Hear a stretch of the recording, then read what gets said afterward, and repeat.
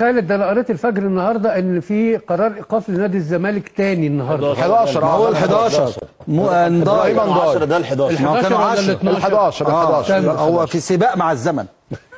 تمام. عندنا مستحقات اللعيبه، النادي الاهلي لعيبته خدوا مستحقات كامله يا كابتن مهيب، نادي الزمالك لعيبته خدوا 30% من مستحقاتهم فقط حتى الان. راتب المدرب الحالي، راتب المدير الفني، النادي الاهلي بياخد 10 مليون جنيه في الشهر، 200,000 يورو، يعني تقريبا اكتر من 10 مليون جنيه. راتب كابتن معتمد جمال تقريبا مليون جنيه، في حدود مليون جنيه مع الزمالك، يعني 1/10 من راتب مدرب الاهلي. النادي الاهلي عنده 2 لعيبه فقط مصابين. النادي مين ده الاهلي اللي بياخد مليون جنيه؟ استحاله. مين ده اللي بياخد مليون المبلغ ده من غلط تقريبا، يعني بقول لك والمبلغ بتاع مليون جنيه غلط. بس انت ايه اللي لا بتقوله؟ 200,000 يورو يسروا، ما خدش 200,000 ولا هو جنيه لحد والجهاز. دلوقتي. بالظبط. طيب ما تقول مليون لي ايه بس؟ الله، هو انت بتختصر جبت الكلام ده في مليون. المدرب؟ لا هو الجهاز، هو والجهاز. الجهاز الاجنبي خالد عشان ما تعملش اشاعه على الراجل.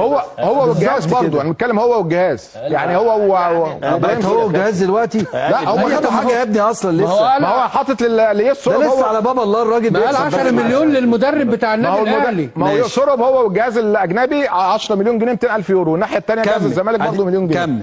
مصابين في الاهلي يمكن 2 لعيبه مصابين فقط، الزمالك وصل 9 لعيبه مصابين في نفس الوقت. النادي الاهلي صعد ناشئ واحد فقط الموسم الحالي اللي هو محمد عبد الله، وبعد كده استغنى عنه لسيراميكا، ما فيش ولا ناشئ تاني بيلعب في الاهلي. نادي الزمالك صعد 8 ناشئين لعبوا مع الفيرست تيم في الزمالك. طب حمدي عبد الكريم ما لعبش مع النادي الاهلي؟ لعب في الرابطه، ما لعبش في الدوري. انت بتتكلم على الدوري على يعني. محمد ابراهيم الظهيري الايمن نعم في الاهلي في الرابطه برضه، انا بتكلم على الدوري. الاهلي الزمالك لعب 8 ناشئين في الدوري، الاهلي في الدوري عبد محمد عبد الله فقط. لعيب كويس. لعيب كويس. طيب رغم بقى كل المشاكل والازمات اللي احنا قلناها يا كابتن مهيب من اول الفقره دي لغايه دلوقتي، بنجد ان الزمالك بيتفوق على الاهلي. ترتيب الدوري الاهلي الرابع، الزمالك مركز ثاني. عدد النقاط في الدوري الزمالك 28 نقطه، الاهلي 27. عدد الاهداف الزمالك متفوق 25 هدف، اقوى هجوم في الدوري. النادي الاهلي 24 هدف. الاهداف المستقبله الزمالك استقبل 11 هدف فقط، النادي الاهلي استقبل 15 هدف حتى الان. الصوره اللي بعديها فارق الاهداف، الزمالك عنده 14 بلس 14 فارق اهداف، الاهلي عنده 9 فقط.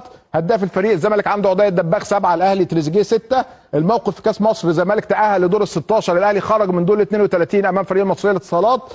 حتى في كاس الرابطه نقاط الزمالك الاثنين خرجوا، لكن الزمالك خد 7 نقاط، الاهلي خد 6 فقط.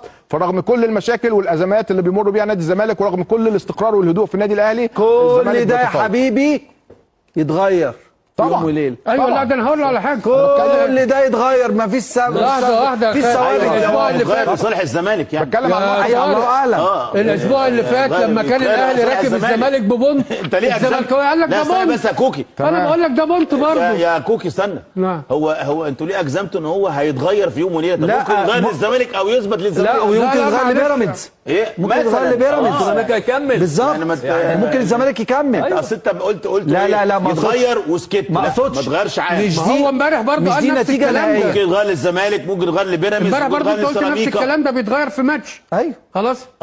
فانا بقول لك يعني الاسبوع اللي فات كنت بتقولوا ايه؟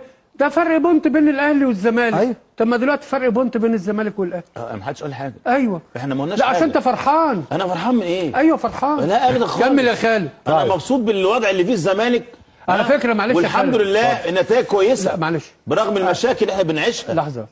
انا بحيي معتمد جمال وبقول له مبروك على النتائج اللي انت بتعملها. الله كتر خيرك والله. بكلمك جد. والله ما عارفين شبراوي نودي. لازم يبقى كده. والله ما عارفين نودي التحيه بتاعتك دي فين يا لا كابتن عد إكرام. الجماهير. شبراوي